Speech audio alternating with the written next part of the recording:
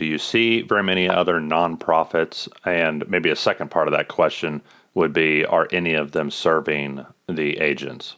The answer to that is no and no. Never have I seen another nonprofit down here working with the border agents, and I've never seen anyone, I don't know of anyone that is doing anything like what we're doing.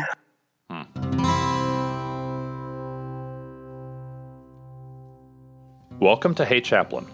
My name is Jared Altick, and I'm a chaplain with the police department. This podcast exists so that cops can hear encouragement for the tough work that they do. It's my mission to bring encouragement and wisdom to police officers all around the world, mostly by interviewing other cops. On this podcast, you'll hear from detectives and dispatchers, U.S. Marshals and county sheriffs, and the occasional crime scene investigator. From the LAPD to Scotland Yard, the guests on Hey Chaplain are giving you the wisdom gleaned from their experience so that you don't have to do everything the hard way. Today, we have the return of another fan favorite, Ginger Passarelli of the Soup Ladies. For the last couple of years, she's been working with the Border Patrol, which is no small feat to bring a nonprofit organization into the inner workings of a federal agency. In this part of the interview, Ginger talks specifically about her work to help encourage the Border Patrol agents with love and good food. Ginger called me from an undisclosed border station on the southern border after a long day of cooking for the agents there. Here's Ginger Passarelli. Hello, Ginger. How are you today? I'm good. So nice to hear from you. It's been a while. Yeah, a little bit, but you've been busy. Oh, we have been very, very busy. You know, the Soup Ladies, we deploy anywhere we're called, but the border's been a particularly heartfelt response. So in the last maybe year or two, what kind of places has Soup Ladies responded to? Because originally there were a lot of like forest fires and things like that. Well, the last couple years have actually been quite busy. We've been to Memphis, Nashville, natural disasters. We hardly ever go to a natural disaster anymore, but there's so many shootings and crime, large-scale crime happening, and that's usually when we get called out. This interaction you've had, this partnership you've had with the Border Patrol, what can you tell me about that? I had a very vivid dream one night about Customs and Border Patrol. And it was like, these people need us. And so I just started calling up Border Patrol stations and saying, hey, my name is Ginger and I cook and we're the Soup Ladies. And they're kind of like, yeah, so. And so I started calling members of Congress. I've called senators. And moving to Idaho about 2 years ago, I contacted my senator, and his office got me all of the information with the rules and regulations and what we can do and what we cannot do working with federal agents. And we were able to, from that point, get our very first invitation to the southern border, to the Border Patrol, one of the sector offices. And we went there and we cooked, and people would come into a break room because we would make a field kitchen, and they would come in and not really knowing what it was that we were doing, but it smelled like good food cooking. So they follow their noses into the kitchen, and we'd say, well, we're cooking for you. We love you. We just want you to know that somebody sees you. We love you. We care about you. And they've kind of not been treated real well. And so we go give them a hug, give them a good meal, and let them know that they're not alone in this, that they're loved, that they're cared for. And I feel so privileged we get to do that. So when you say we, how many people are involved in a typical Soup Ladies deployment? We usually have at least 3 people on a team and sometimes 4. It's easiest to house 4 people, 3 or 4 people. And then we're actually at the southern border right now as we speak. And we are in Texas, and this is our 10th trip to the southern border. We have when we go to one place, we say, can you help us get an invitation? Because we can't go without an invitation.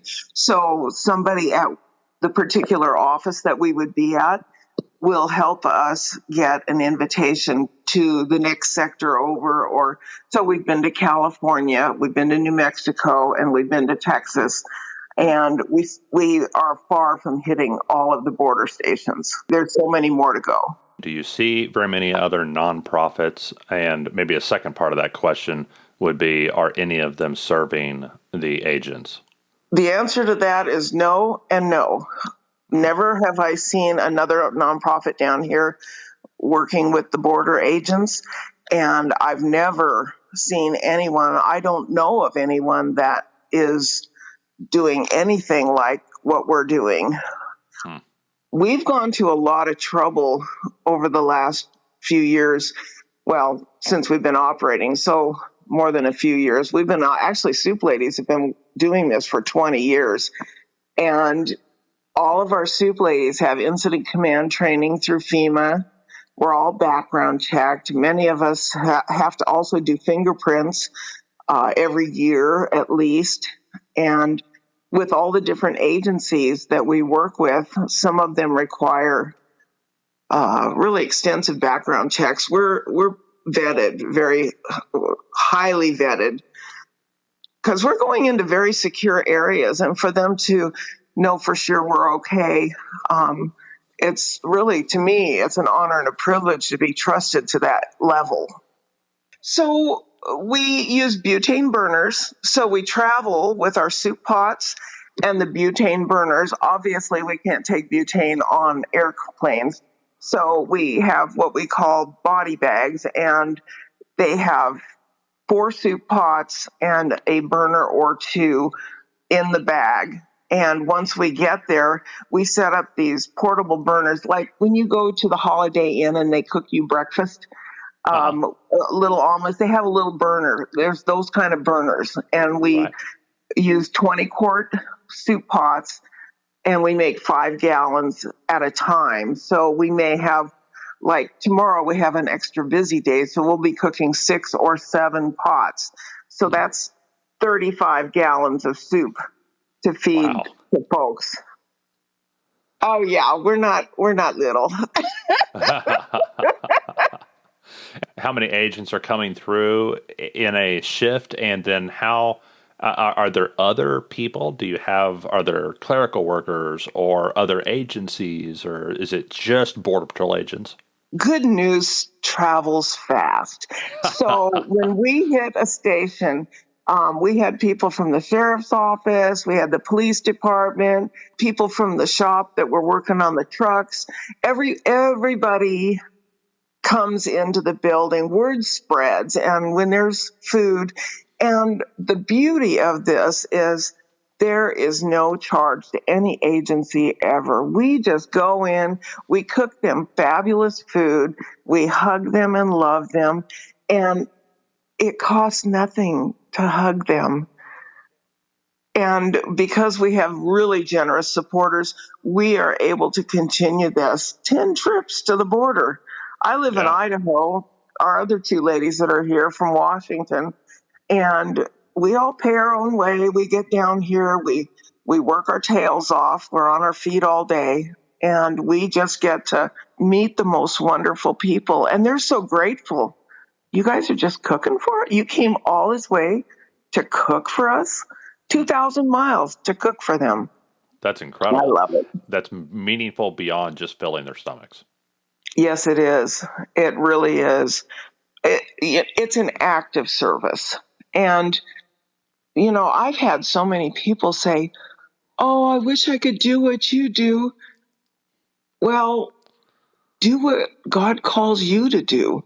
Find one thing that you love to do and find a way to serve people doing that thing, whatever it is. Whoever heard of going and cooking for first responders? Whoever heard of that? I've never heard of it. That's all we do. Well, it's a great ministry.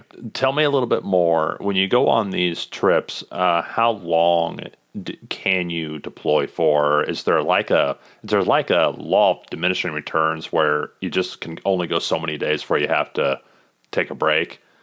Oh, yeah. Actually, we're down here for, I think, 9 or 10 days, and we'll work tomorrow, so that'll be 3 days cooking. So when we put out hundreds of meals each of those days, this trip is a little bit longer because we're serving more of the outlying stations, so we planned on staying a little longer. So we're taking a day off on Tuesday. We'll be doing something special on Tuesday because that's kind of our day off. And but we can't go at this pace. A lot of us who do this, come on these trips are retired. I'm on my 70th trip around the sun. So, I'm not as young as I used to be. So, what's the shortest trip you've taken? If we go, we usually go for at least a week. A week is our limit. This one, because we had so many stations to feed in this sector, that we built a couple of extra days in to accommodate that. Being a chaplain, I'm really careful about everything that I say, and I have been told some pretty horrific things, and there have been, I don't think people realize the crisis that is happening in our country right now on our borders, and us just showing up, even if we're at one station and we're cooking for these people, the word of encouragement is spread to other stations. These ladies came all the way from Idaho and from Washington just to cook for us, and we try and hook up with each of these places they may be talking to. We want to encourage them, but I will tell you that they need our love. They need our attention. They need to know that we see them. And I know that people, every time I see a police officer, I always stop and say, thank you for what you do. These guys don't get that as much that I can see. And, I've been around a lot of police agencies in the last 20 years. They just need to know, even if somebody was to write a letter to a border station that's near their home, or, you can just Google it and find an address of a border station. If somebody took the time to write a note or send a card and say, thank you for doing what you do, we appreciate that, and I always say this, I appreciate that I can sleep in my bed at night and feel a little bit safer because of the job that you do. Mm-hmm. It's important to me because they're protecting me and my family. And, I'm a cop mom, too. When I hear officer-involved shooting in a certain location, and it's like, that's my child until I know different. Yeah. That's my mom heart. Have you had any negative pushback on the fact that you're supporting Border Patrol? I know that can be a politically contentious issue, at least for some people. Have you had any negative pushback? Oh, yeah. Oh, yes. Oh, yes. We've had a lot. And that's why we've been very, very quiet in the last year and a half or 2 years. Maybe it's been 2 years now. We have been very quiet about where we're at. We don't tell anybody where we're going. We might tell people after we get back that we were in this station or this sector or whatever, but we don't let people know for our own safety, because we have had people who don't support them, and who knows, people do a lot of crazy stuff these days, and I don't want to be in the middle of it. This interview, just for your own peace of mind, this interview won't publish for at least a week, maybe 2 weeks. So you'll be home before this publishes. I know you understand safety. I appreciate that. And as chaplains, and you know this, you're a chaplain, when you go on scene or, you're there with your people, you do eye checks. Mm-hmm. I can look at somebody and I immediately know when they're not doing very good, or they're struggling, or this one hit them hard. I do eye checks on these folks. I'll kind of follow one out. Somebody grabs some soup and they'll wander off, and I wander behind them, and I'll say, "Hey, got a minute? Yeah. How's everything going? Are you doing okay?" Well, then they start telling you stuff, and I'm a gray-haired grandma. I've got 11 grandkids, and I'm kind of safe. I'm just a mom, Yeah. and Yeah. I've heard some chaplains, they'll say, "How are you doing?" And some guys, I just like, "Well, I'm not going to tell this guy my problems. I'll tell this gray-haired lady also. I'll talk to her." Right. So, Yeah. I always have good response. Border Patrol folks are on my heart. Mm-hmm. And I think as chaplains, if you're involved in law enforcement or fire department or any kind of first responder agency as a chaplain, spending time with those people is the most important thing. When they know you and they've seen you and you're consistent and you show up every time, that's when they're going to talk to you. That's when they're going to trust you. Yep. It isn't just out of the gate and, "Oh, they're a chaplain, we can tell them anything." Nope. No. First responders are not like that. They're a different breed. Food tends to break down the walls way faster than any other thing I've ever seen.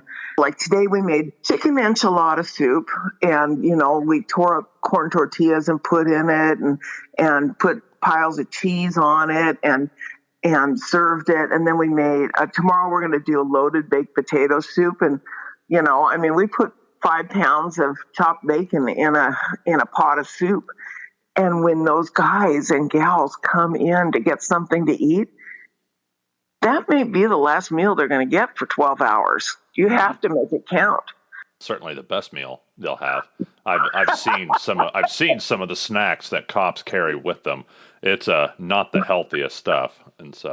Well, and our soups are, good and homemade. They're high carb, high protein. They, because they need that for sustaining them and, being sharp minded and stuff, thinking well.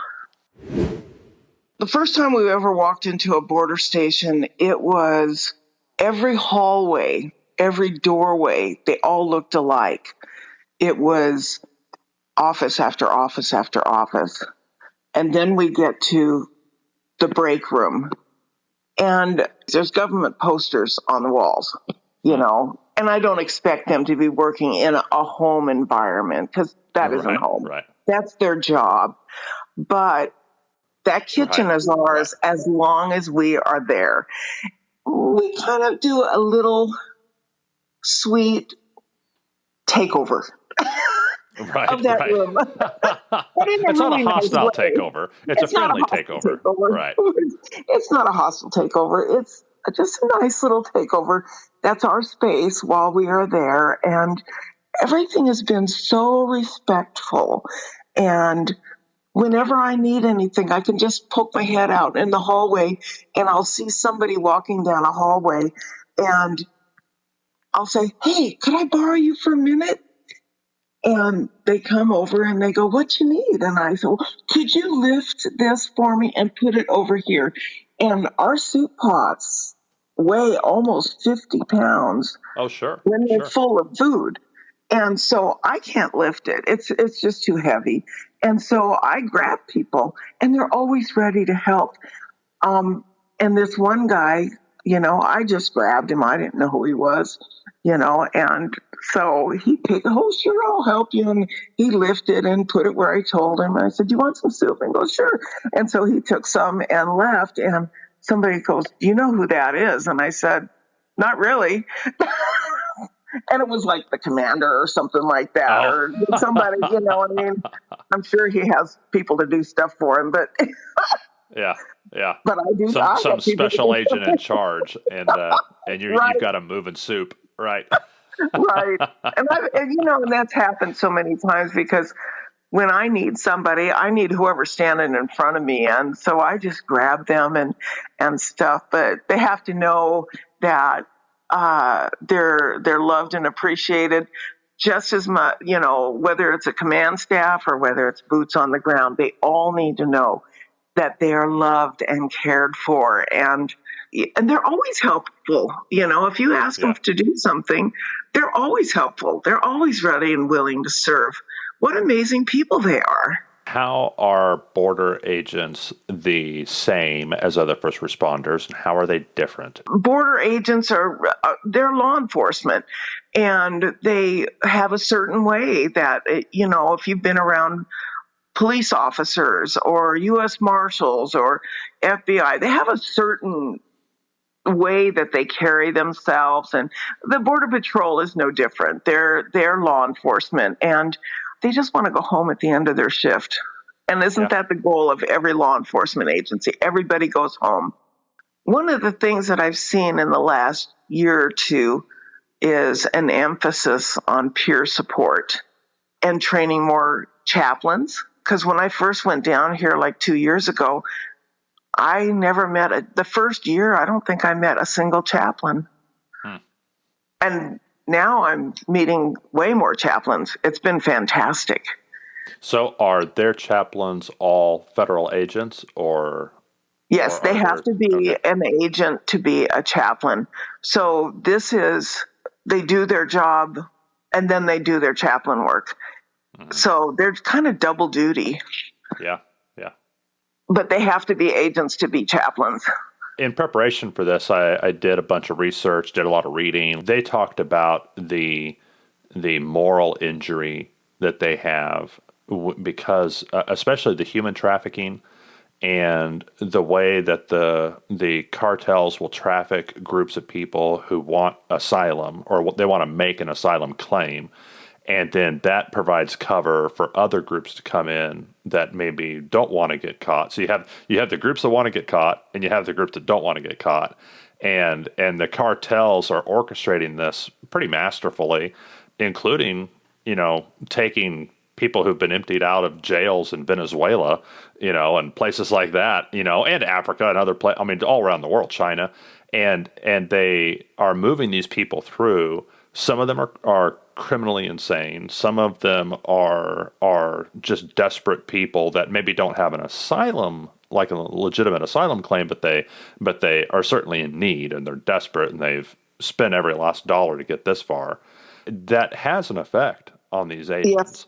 Yes, it does. Can you speak to that just in what you have seen? They have helicopters that fly over and they spot things, and they had to go and pick up a 4-year-old who died of dehydration and exposure. And when you have to pick up a dead 4-year-old, how can that not affect you? So an agent in a vehicle got directed by helicopter to go find the body of this 4-year-old. Yes. Right? Yes. Okay. Yes. So how can that not affect you? But that's what our law enforcement does every day for us. Yes. Yep. Yeah. They see the worst of human tragedy and are expected to operate, perfectly and then not be affected at the end of the day. And that's a tall order. Yes, it is. When we were in one of the sectors, and they always assign someone to us because we're not supposed to wander around in the building by ourselves. We're supposed to be escorted, and they always assign someone to us. And I know that takes away from their job that they're supposed to be doing. And for them to let us in it puts a strain on their resource, because we call him our handler. And so we have our handler, and we were talking, and I said, well, do you go to church around here? And he goes, oh, yeah. And I said, we're taking Sunday off. Could we go to church with you? And he goes, yeah, I'd love that. And so we went to church with him, and we got to meet his family, and got to meet his pastor, got to meet some of his friends at church. And there was a bunch of other agents who went to the same church and stuff. And it was and they were surprised because oh, you're the soup ladies. You're cooking for us this week. Yeah, we are. But we wanted to take a day and go to church, and it was very cool. It was very cool. And the next day when we were back cooking, a couple of the guys came up and gave me a hug and said, "Oh, it was so nice to see you at church yesterday. I'm so glad you came. How'd you like it?" And I said, I loved it. I thought it was a great church. So, just, involve yourself in people's lives and just walk with them. Do you have any favorites? Yeah, I do. Well, we all have our favorites, and I do have, and actually she is a favorite. There's one gal, and I saw her, and it was actually, we met her on our very first trip to the border. And she and I talked, and she was talking about, oh, you guys are a nonprofit, and you just feed first responders. That's amazing. And she was so interested. And then, we find out about her kids and her grandkids and her, how hard she works. And then the next time we went down there, we were at a station that was, 30, 40 miles away from her. And so I called her up and I said, hey, we're going to be down at so-and-so. I know you're not too far from there. Maybe we could meet. And so, we met her for brunch and we just got together and spent time. And then the next time we were down in the area, I said, just to let you know, we're, going to be in blah, blah, blah. And she goes, oh, I won't be in town this time. And I said, okay, well, I'll always call you when we get there. And she has an open invitation for my place, too. Anytime she wants to come to my house, she's welcome to do that, too.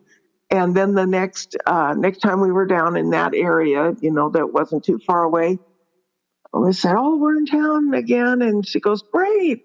And so, we had lunch together and just she's one of my favorites. And yeah, it's a hard job. And she was expressing to me how sometimes, when she was detaining someone, they would get blowback from these people that they're trying to stop from entering the country. She said, and this kind of broke my heart. These people would say, well, you're one of us. Why are you hauling us away? Just because she's the same race as they are. She's doing her job. She's an American. She loves our country. And she's protecting our country. And, to me, that was kind of a low blow, just saying something like that, because she's not breaking the law. The minute you cross into the country, you're breaking the law. So how does it make you feel when the Customs and Border Patrol are accused of being racist, or they're Nazis, or whatever other kind of disparaging comments are made about them, as if it's some unusually bad thing that only happens in America, that we guard our borders? How does that make you feel? Well, every single agent, and I can say this without exception, and same thing with, every single police officer I have ever met, I would trust with my life. Same thing with these border agents. I know there's bad apples in every group, okay, whether it's police, fire, nurses, whatever. There's bad apples always. But every single person that I have met has been upright and has integrity and loves the job that they do and are good at it. They have a job to do, and they got into it because they felt like this is what they were called to do. I kind of get my hackles up sometimes because people will say, oh, those Border Patrol agents are all a bunch of bigots, racists. And I'm thinking, I don't know who you're talking about. The ones I've met aren't that way at all. I'll go toe to toe with anybody to protect them. And you know what you're talking about because you've actually been there and you've actually met them. Absolutely. I've met a lot of them. People. Well, my little fiery Italian side comes out, and it's like when I get a little ruffled, it just I don't like it when people say things about other people that are not true. Yeah. And I think we should all be that way. We don't let people get away with saying bad things about people that are not true. I feel the same way because I hear people say the worst things about cops, and they're typically describing like the 1 in 10,000 that is truly a bad character who almost certainly got fired or even jailed for what they did, and they act as if that's how all cops are. And I meet hundreds of police officers that are the polar opposite. They're the nicest, most genuine, helpful people that just want to serve their community. And it's like I'm constantly, I think you said you had your hackles up. I feel the same way. I'm angered by people who stereotype a cop based on maybe one bad experience they had, or worse, just what they've seen in the movies. And they think that describes cops. And I'm like, you just don't know. You just need to go meet police officers because you obviously don't know what you're talking about. Ginger, thank you so much for doing this interview. I really appreciate you taking the time, especially while you're on the border. I appreciate you taking the time out at the end of a long day to talk to me. You're welcome.